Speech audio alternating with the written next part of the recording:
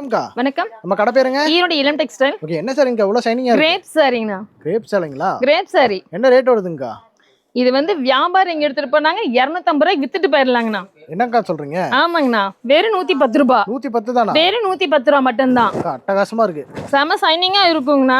ஓகேங்கக்கா. இதுல வந்து டிசைன்ஸும் நிறைய கலர்ஸ் நிறைய இருக்கு பாருங்க. என்னக்கா கட்டு வச்சிருக்கீங்க? இந்த மாதிரி கட்டா வந்துருங்கண்ணா. ஒரு கட்டுக்கு 30 பீஸ் இந்த மாதிரி வரும்.